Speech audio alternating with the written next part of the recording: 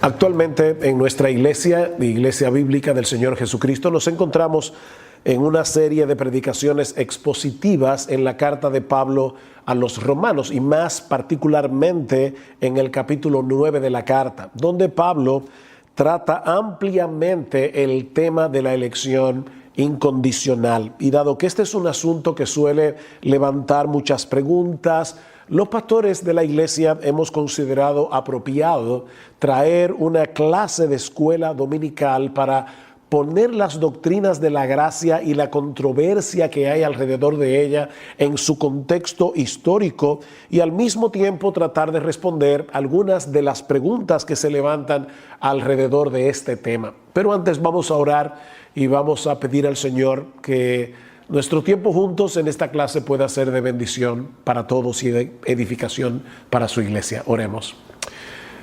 Padre, nos presentamos delante de ti porque sabemos que necesitamos tu ayuda. Vamos a tratar un tema que suele ser controversial, que suele levantar preguntas, y nosotros queremos, Señor, poder traer luz más que confusión y al mismo tiempo que podamos entendernos aún aquellos que no tenemos exactamente los mismos pensamientos con respecto a este tema. Señor, danos tu palabra y sobre todas las cosas concédenos un mayor aprecio por nuestro Salvador y por la salvación que nosotros tenemos en Él, porque te lo pedimos en su nombre. Amén. Amén. Cuando nosotros hablamos de las doctrinas de la gracia, nos referimos básicamente a esos puntos doctrinales que nosotros entendemos que conforman el Evangelio de Jesucristo o el marco contextual teológico en el que presentamos el Evangelio. Nos referimos básicamente a la doctrina de la depravación total o corrupción radical de todo ser humano, la elección incondicional, la redención particular, el llamamiento eficaz y la perseverancia de los santos. Debo decir de entrada, y el Señor lo sabe, que no es mi intención levantar controversias innecesarias dentro del pueblo de Dios y mucho menos ofender a creyentes que difieren de nosotros en algunos de estos puntos. El anhelo de mi corazón es que podamos entender los dos lados de esta controversia, pero sobre todo que podamos crecer en nuestro aprecio por nuestro Salvador y por la salvación que nosotros disfrutamos en Él de pura gracia. Veamos entonces, en primer lugar, el contexto histórico de esta controversia. Y para hacer esto, debemos comenzar con Jacobo Arminio, un pastor y teólogo holandés, nacido en 1560, es decir, 4 años antes de la muerte de Juan Calvino, y cuyo nombre ha quedado ligado al sistema teológico opuesto a lo que hoy conocemos como calvinismo.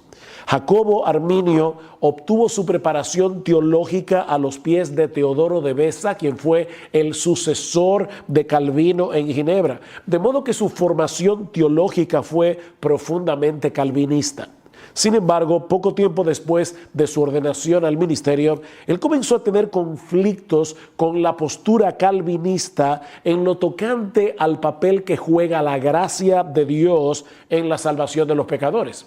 Arminio concordaba con los calvinistas en que el libre albedrío del hombre, y en un momento vamos a definir ese término, no solo se encuentra herido, mutilado, y estoy citando aquí a Arminio, enfermizo, debilitado, sino también que ha sido hecho cautivo, destruido y perdido. De tal manera que el libre albedrío humano es totalmente inútil, decía Arminio, a menos que sea asistido por la gracia. Así que en este punto pareciera que todos estamos de acuerdo. Sin embargo, aunque Arminio enseñaba que el pecador necesita la gracia de Dios para salvarse, al mismo tiempo afirmaba que la gracia por sí sola no asegura la salvación de nadie. En otras palabras, la gracia es una condición necesaria para la salvación, pero no suficiente.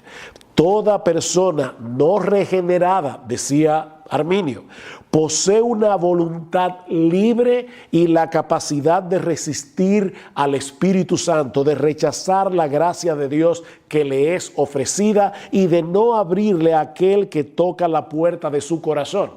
De modo que si el pecador no responde al llamado del Evangelio, la culpa es completamente suya. Y en esa última oración estamos todos de acuerdo. Si el pecador no responde al llamado del Evangelio, la culpa es completamente suya. Pero ¿qué si el pecador acepta el mensaje y viene a Cristo en arrepentimiento y fe? En ese caso, ¿de quién depende la respuesta del pecador a final de cuentas? Y esa parte es importante. A final de cuentas, ¿de quién depende que el pecador diga que sí al Evangelio? Bueno, Arminio responde que la salvación depende enteramente de la decisión humana y no de la soberanía de Dios. Dios nos concede a todos, dice él, suficiente gracia como para que vengamos a Cristo en arrepentimiento y fe. Y los que cooperan con esa gracia, aceptando a Cristo por la fe, son salvos. Y es a esos que Dios elige. Es por gracia, pero la decisión final está en nuestras manos. Ahora, si todos recibimos la misma gracia, ¿por qué tú dijiste que sí y tal vez tu vecino dijo que no? Si ustedes se dan cuenta, esto coloca al creyente en una posición de superioridad en algún sentido por encima de los incrédulos. Pero la Biblia más bien enseña que los creyentes no tenemos nada de qué jactarnos porque la salvación depende de la gracia de Dios, no de mi decisión. Y eso lo vemos, por ejemplo, en Efesios capítulo 2, los versículos 1 al 5. Pablo primero plantea cuál es la condición del hombre en su pecado. Dice en el versículo 1, y Él os dio vida a vosotros que estabais muertos en vuestros delitos y pecados, en los cuales anduvisteis en otro tiempo, según la corriente de este mundo, conforme al príncipe de la potestad del aire, el espíritu que ahora opera en los hijos de desobediencia, entre los cuales también todos nosotros en otro tiempo vivíamos en las pasiones de nuestra carne, satisfaciendo los deseos de la carne y de la mente, y éramos por naturaleza hijos de ira, lo mismo que los demás. ¿Ven la condición? Muertos en sus delitos y pecados. Pero Dios, que es rico en misericordia por causa del gran amor con que nos amó, y Pablo repite, aun cuando estábamos muertos en nuestros delitos, nos dio vida juntamente con Cristo. Y ahora Pablo añade, por gracia habéis sido salvados. O sea, lo que Pablo está diciendo es evidente que fue por gracia porque nosotros estábamos muertos. Es verdad que el pecador tiene que extender sus manos hacia Dios para recibir el don que se le ofrece en el Evangelio. Pero a diferencia de Arminio, nosotros creemos que la Biblia enseña que nadie podrá hacer eso a menos que Dios cambie primero la disposición de su corazón. De manera que estas dos posturas teológicas presentan la salvación de los pecadores desde dos perspectivas completamente distintas. Mientras Arminio enseñaba que Dios eligió a todos aquellos que Él sabe de antemano que van a creer en Cristo, nosotros creemos que los elegidos ejercen fe porque fueron predestinados por Dios desde antes de la fundación del mundo por el puro afecto de su voluntad.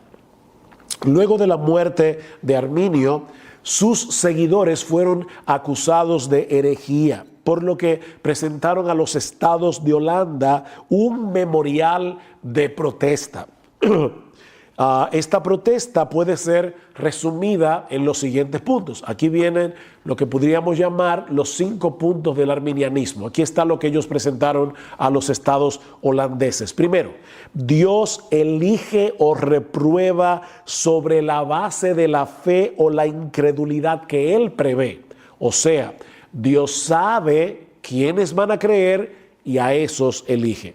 2, Cristo murió por todos los hombres y por cada hombre, aunque solo los creyentes son salvados. En palabras más sencillas, Cristo murió en la cruz para hacer posible que cualquiera se salve, pero no para asegurar la salvación de nadie. 3. El hombre está tan depravado que la gracia divina es necesaria para la fe o para cualquier otra buena obra. En eso estamos de acuerdo. Pero 4, esta gracia puede ser resistida. Y 5, en lo tocante a si una persona verdaderamente regenerada ciertamente va a perseverar en la fe, ese es un punto que necesita más investigación. Eso es lo que ellos presentaron en aquel momento. Pero más adelante este último artículo fue alterado por los arminianos para enseñar definitivamente que un creyente verdadero, regenerado, puede perder su fe y con ella la salvación. Esta disputa entre calvinistas y arminianos trajo como consecuencia la convocación de un sínodo al que fueron invitados casi todas las iglesias nacionales reformadas y que fue celebrado desde el 13 de noviembre del año 1618 hasta el 9 de mayo del año 1619 en la ciudad de Dordrecht o ciudad de Dort, como se le conoce coloquialmente. Estuvieron presentes 84 delegados holandeses, 18 comisionados delegados seculares, así como 27 delegados de varios estados de Alemania, de Suiza, de Inglaterra y de Escocia. Dice un historiador que fue un concilio sin paralelo en la historia del protestantismo. Luego de 154 sesiones que se llevaron a cabo en un lapso de 7 meses, los cánones del Sínodo de Dort condenaron la posición arminiana a la vez que presentaron las enseñanzas que han sido conocidas desde entonces como los 5 puntos del calvinismo o doctrinas de la gracia. Así que estos puntos fueron una respuesta a los 5 puntos que fueron presentados previamente por el arminianismo. Y hay al menos 2 cosas que quiero resaltar en este brevísimo recuento histórico que acabo de hacer. La primera es lo que acabo de decir, que los famosos 5 puntos del calvinismo en realidad surgieron como una respuesta a los 5 puntos presentados previamente por el arminianismo. Y la segunda cosa que quiero resaltar aquí es que Calvino ya estaba muerto desde hacía un poco más de medio siglo cuando estos 5 puntos fueron etiquetados como calvinismo o los 5 puntos del calvinismo. Personalmente yo no tengo problemas con las etiquetas teológicas siempre que entendamos el contenido teológico de cada una de esas etiquetas. Por eso es que yo prefiero referirme a estos 5 puntos como las doctrinas de la gracia. Pero en ocasiones las etiquetas nos ayudan a simplificar los 2 lados de la controversia, empaquetándolos en un solo término, calvinismo o arminianismo. A principios del siglo XX, creo que en 1905, 1906, alguien trató de resumir estas doctrinas del Sínodo de Dort usando el acróstico TULIP, que significa tulipán, por sus siglas en inglés. Total depravación, ahí está la T. Elección incondicional, que en inglés es unconditional election, ahí está la U. Expiación limitada, que en inglés es limited atonement, ahí está la L. Gracia irresistible, en inglés es irresistible grace, ahí está la I. Y perseverancia de los santos. Bueno, la P funciona igual en inglés y en español. Sin embargo, a pesar de la popularidad de este acróstico, lo cierto es que el TULIP puede dar lugar a algunos malos entendidos, como veremos en un momento, añadiendo confusión al prejuicio que ya muchos tienen lamentablemente contra las doctrinas de la gracia. En el tiempo que me resta, yo quisiera corregir algunas nociones relacionadas con las doctrinas de la gracia, recordando lo que decíamos al principio, que esta clase es como un apéndice de nuestras exposiciones en el capítulo 9 de Romanos y en cierta manera en toda la carta a los Romanos, por lo que no podemos dar muchos argumentos bíblicos en cada uno de estos temas. Así que permítanme responder básicamente 4 preguntas. Primera pregunta: ¿posee el hombre libre albedrío? Bueno, depende de lo que queramos decir con esa frase. Si lo que quieres decir es que el hombre tiene la capacidad de escoger lo que quiere, es decir, cada vez que tomamos una decisión lo hacemos conforme a nuestros deseos, la respuesta es que sí, el hombre tiene libre albedrío. Nosotros no somos títeres de fuerzas externas que nos obligan a tomar las decisiones que tomamos y actuar de la manera como actuamos. Tenemos libre albedrío en el sentido de que somos capaces de escoger conforme a nuestros deseos. Y en un momento determinado puede haber deseos en conflictos y vamos a decidir conforme al deseo dominante. Puede ser que yo desee perder unas cuantas libras, pero al mismo tiempo deseo comerme un helado. Si el deseo por comerme el helado es más fuerte que el deseo de perder las libras, ya ustedes saben cuál es la decisión que yo voy a tomar. Pero en el siglo XVI, cuando surgió la Reforma Protestante, el término libre albedrío significaba o era usado usualmente con otro significado, porque el debate sobre el tema del libre albedrío giraba en torno a otra cosa. Lo que se estaba debatiendo en ese momento histórico entre la Iglesia Católica y los reformadores era el efecto de la caída sobre la voluntad del hombre. Y la pregunta era: ¿está nuestra voluntad esclavizada a Satanás y al pecado de tal manera que no podemos libremente escoger a Dios? ¿O poseemos todavía la capacidad de buscar lo bueno, de inclinarnos hacia Dios? Todos los reformadores del siglo XVI estaban de acuerdo en que el hombre es moralmente responsable de sus acciones y por lo tanto creían en el libre albedrío en ese sentido, pero al mismo tiempo afirmaban que los hombres nacen esclavizados a Satanás y al pecado y por lo tanto son incapaces de creer y arrepentirse a menos que Dios los libere de esa esclavitud. En otras palabras, el hombre siempre hace lo que quiere. Estamos claros en eso. El problema del pecador es que lo que él quiere siempre es pecar, hasta cuando hace lo bueno. Yo puedo tomar la decisión como inconverso de no serle infiel a mi esposa porque quiero cuidar mi reputación. Pero eso es una buena acción, pero motivado por una cosa pecaminosa. Yo no estoy buscando la gloria de Dios, yo estoy buscando mi propia gloria.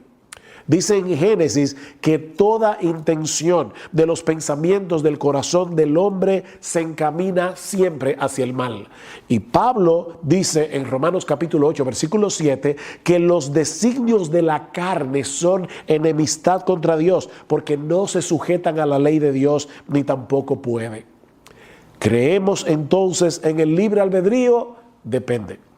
Si lo que están preguntando es si creemos que el hombre siempre actúa como un agente moral responsable conforme a sus deseos, la respuesta es sí, creemos en el libre albedrío, el hombre escoge lo que quiere.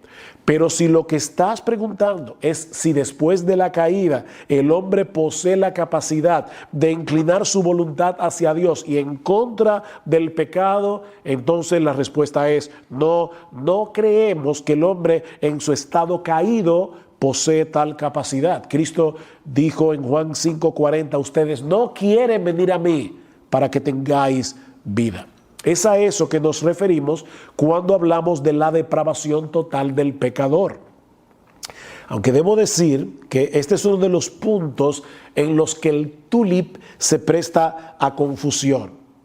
Recuerden que no fue sino hasta principios del siglo XX cuando alguien publicó este acróstico en una revista para resumir los cánones del sínodo de Dort, y la T corresponde a total depravación. El problema con esta expresión es el mismo que hemos señalado respecto al libre albedrío, y es que transmite una idea distorsionada de lo que entendemos que la Biblia enseña sobre la condición humana caída. Cuando una persona escucha el día de hoy que el hombre no regenerado está totalmente depravado, naturalmente tiende a pensar que lo que estamos enseñando es que el hombre es incapaz, completamente incapaz, de hacer algo bueno en ningún sentido. Pero mis hermanos, eso no es lo que la Biblia enseña. A pesar de su estado caído, el hombre sigue portando la imagen de Dios, aunque en una forma distorsionada. Por ejemplo, en Génesis capítulo 9, versículo 6, Dios dice: el que derramare sangre de hombre, por el hombre su sangre será derramada, porque a imagen de Dios es hecho el hombre. Y eso se escribió después de la caída. Pablo dice en Romanos 2:14 que los gentiles que no tienen ley, en ocasiones hacen por naturaleza lo que es de la ley. Y el Señor Jesucristo enseñó claramente que incluso los hombres malos son capaces de hacer buenas cosas por sus hijos. Mateo capítulo 7, versículos 9 al 11. Si vosotros, siendo malos, les dais buenas cosas a vuestros hijos, ¿cuánto más vuestro Padre Celestial?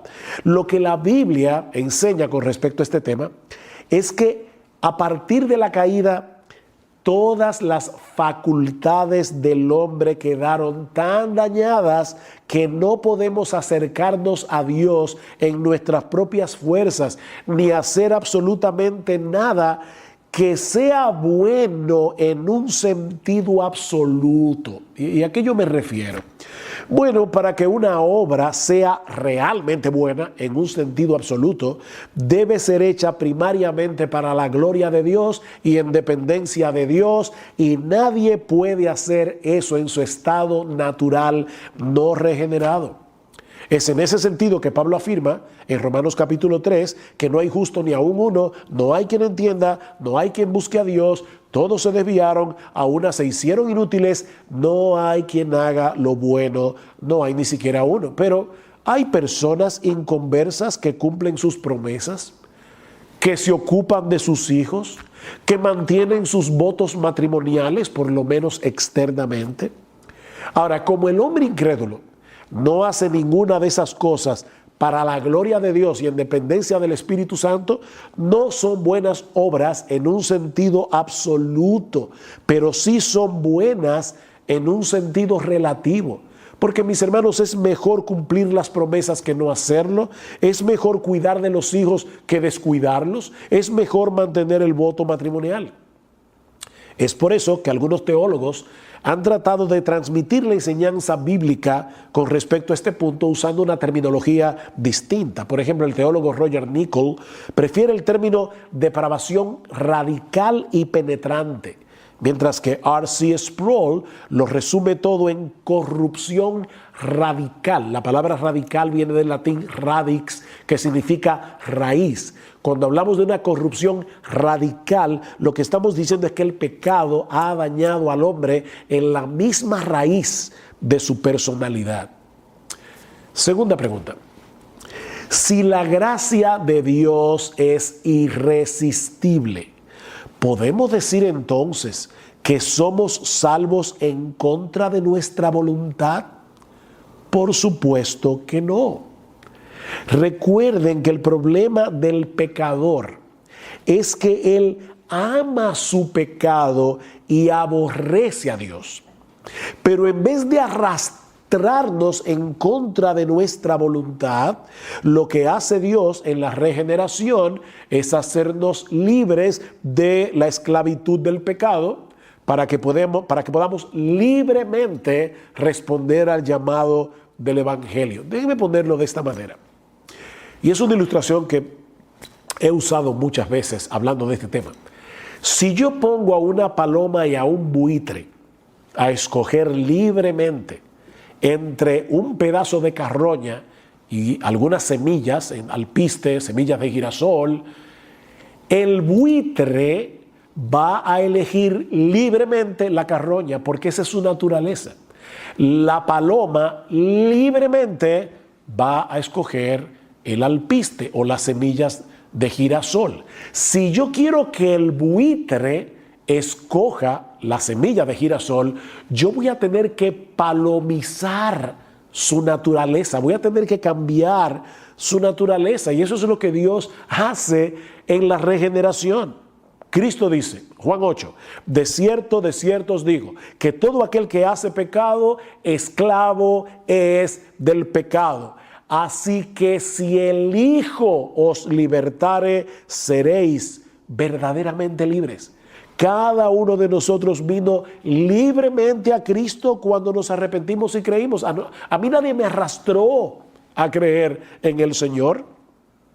Aunque fuimos llamados a salvación con un llamado irresistible, Dios no tuvo que forzarnos para hacerlo. Simplemente nos proveyó de una nueva naturaleza que libremente deseara inclinarse hacia Él y en contra del pecado. ¿Qué fue lo que Él prometió en el Antiguo Testamento? Escuchen Ezequiel 36, 26 y 27. Os daré corazón nuevo y pondré espíritu nuevo dentro de vosotros y quitaré de vuestra carne el corazón de piedra y os daré un corazón de carne y pondré dentro de vosotros mi espíritu y haré que andéis en mis estatutos y guardéis mis preceptos y lo pongáis por obra. ¿Es esto forzado? No, porque Él va a darnos un nuevo corazón. Nos dio un nuevo corazón. Como bien señala Greg Foster, es verdad que según el punto de vista calvinista, el Espíritu Santo no pide nuestro permiso antes de obrar en nosotros ese cambio de corazón. Pero ese cambio que Él opera nos hace más libres, no menos. ¿Ven? Nos hace más libres. De hecho, cuando el pecador se convierte y se arrepiente, es la primera vez que actúa en libertad, real libertad. Si el Hijo os libertare, seréis verdaderamente libres. Tercera pregunta. Si es Dios el que elige desde antes de la fundación del mundo, ¿quiere decir esto que los elegidos se salvarán como quiera, aunque no crean en Cristo ni se arrepientan? En estos días alguien envió una nota al chat, algo de la iglesia, y decía esto: ustedes dicen que el hombre no necesita creer y arrepentirse. Por supuesto que no estamos diciendo eso. Nadie se salvará a menos que crea y se arrepienta, porque la elección es incondicional, pero no la salvación. Permítame repetir eso otra vez. La elección de Dios es incondicional, pero nuestra salvación es con una condición, es con condición. ¿A qué yo me refiero? Al hablar de una elección incondicional de parte de Dios, estamos diciendo que la razón por la que Dios elige a unos y no a otros no está en nosotros, sino en Dios. No es que nosotros cumplimos con una condición previa y entonces Dios nos elige. No. Pero Dios no es caprichoso cuando elige.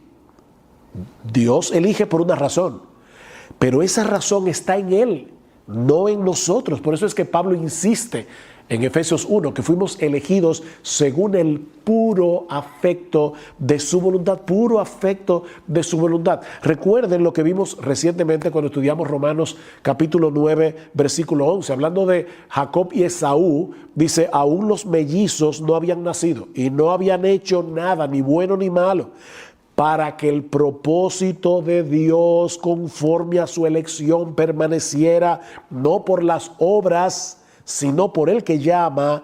Se le dijo a Rebeca: el mayor servirá al menor. ¿Ven? La elección de Dios no estaba condicionada a lo que él vio previamente que iba a ser Jacob, como si él fuera mejor que Saúl. No habían nacido, ni habían hecho nada bueno ni malo cuando Dios eligió a Jacob.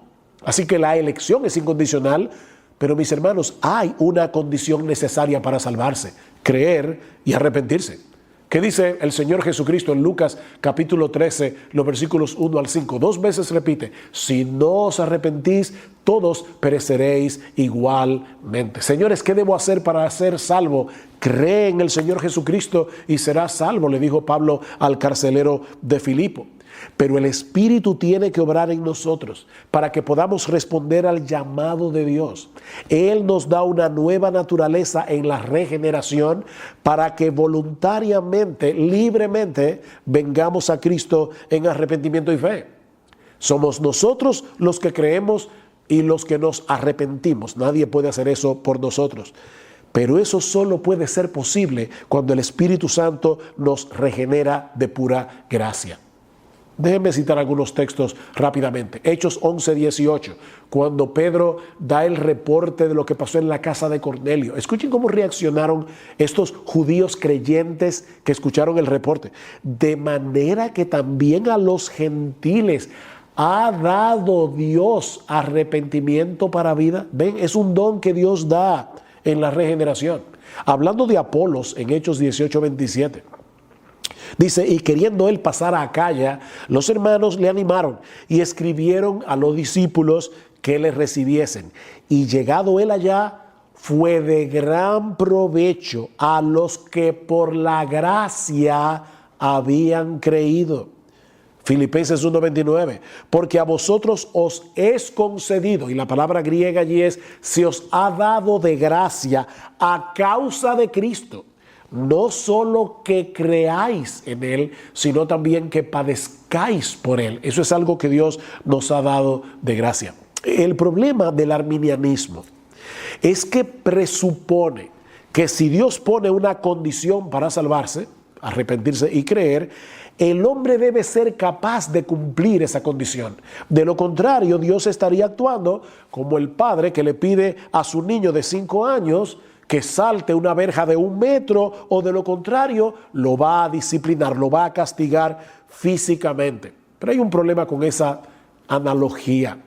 La impotencia del hombre es espiritual, es moral, es distinta a la del niño que no puede saltar la verja de 1 metro. Es una impotencia culpable. ¿En qué sentido? En que la razón por la que el pecador no viene a Cristo en arrepentimiento y fe es porque él odia a Dios. Es porque él quiere gloria para sí, no gloria para Dios. Es una impotencia culpable.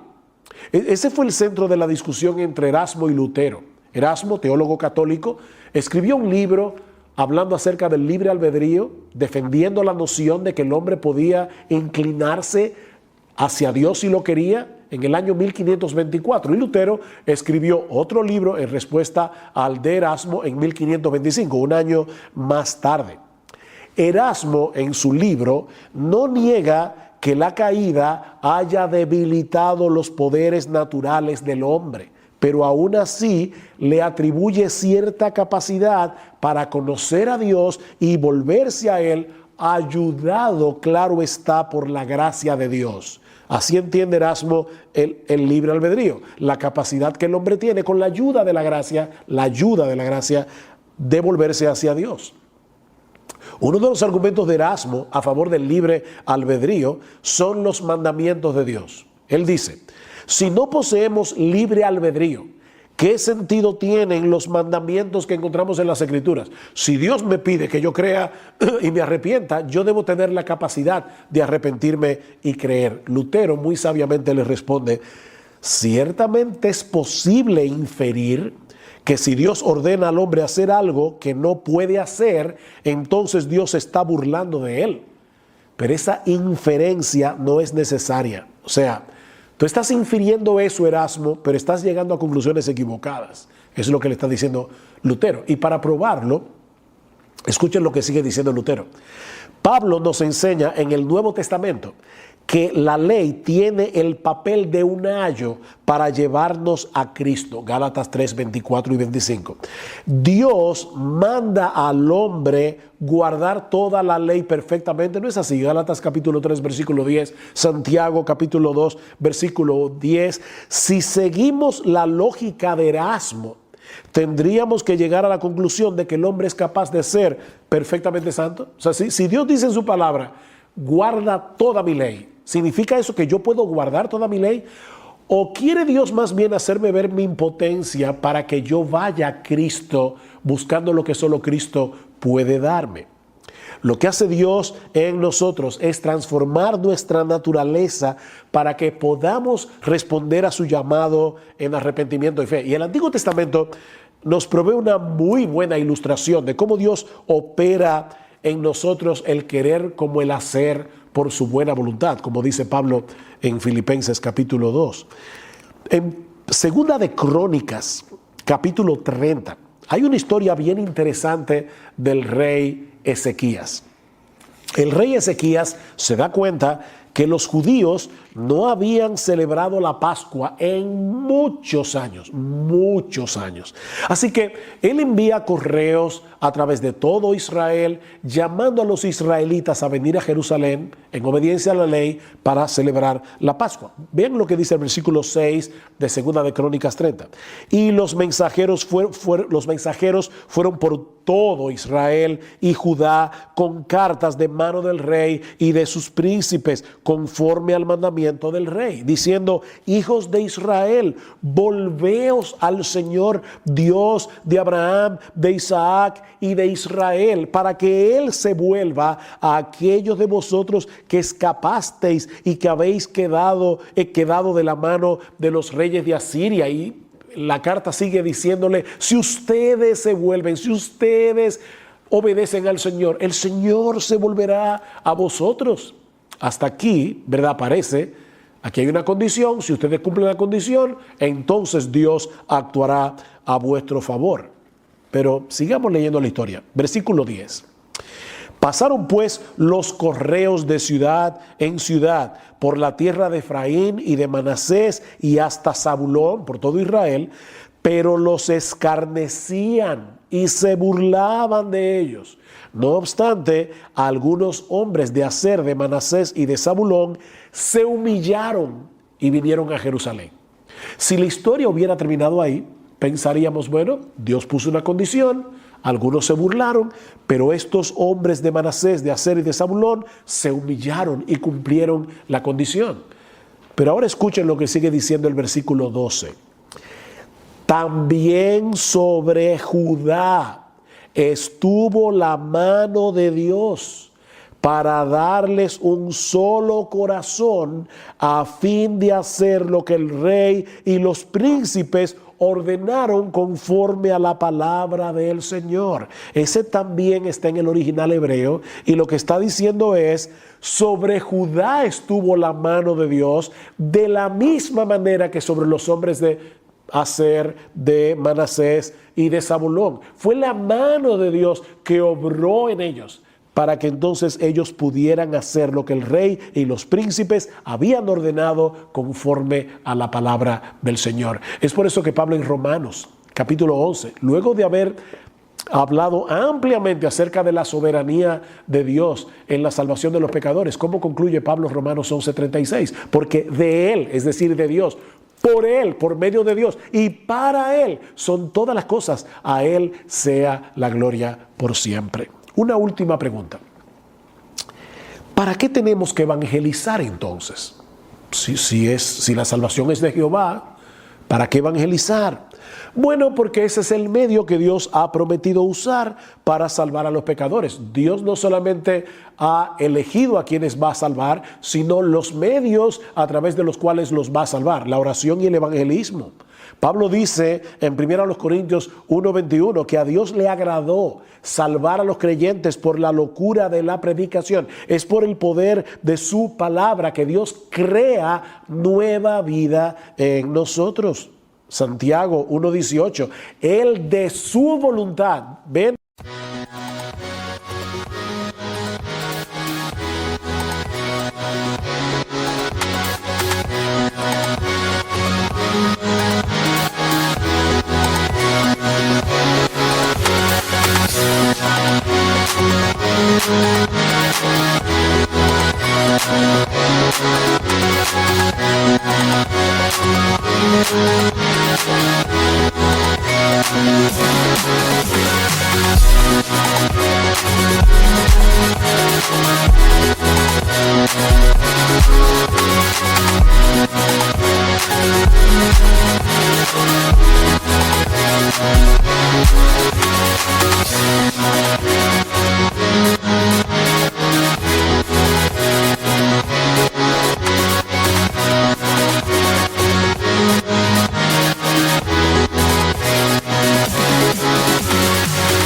De su voluntad nos hizo nacer por la palabra de verdad, para que seamos primicias de sus criaturas. Somos una nueva criatura en Cristo porque por medio de su palabra Él nos ha hecho nacer de nuevo. Primera de Pedro 1:22, habiendo purificado vuestras almas por la obediencia a la verdad mediante el Espíritu, para el amor fraternal no fingido, amaos unos a otros entrañablemente de corazón puro. Y ahora escuchen, siendo renacidos o habiendo nacido de nuevo, no de simiente corruptible, sino de incorruptible por la palabra de Dios que vive y permanece para siempre. Y esta es la palabra que por el Evangelio os ha sido anunciada. Ven, a través de la predicación de la palabra, el Espíritu viene y crea nueva vida en los pecadores que han sido elegidos. De ahí lo que Pablo dice en 2 Timoteo capítulo 2, versículo 10. Por tanto, todo lo soporto por amor a los escogidos, para que ellos también obtengan la salvación que es en Cristo Jesús con gloria eterna. Todos los soportes. Es como si Pablo estuviera diciendo, tú me estás preguntando que si el evangelismo es necesario, mira mis espaldas, todos los azotes que yo he recibido, todos los problemas que yo he tenido para llevar el evangelio a través del mundo greco-romano. Y la razón por la que yo hago eso es porque nadie se va a salvar sin el evangelio, que es poder de Dios para salvación. Bien, mis hermanos, yo espero que esta clase haya sido de ayuda para entender la naturaleza de esta controversia y aclarar cualquier confusión. Me imagino que tiene que haber otras preguntas, pero en una clase tan breve no se puede responder todo.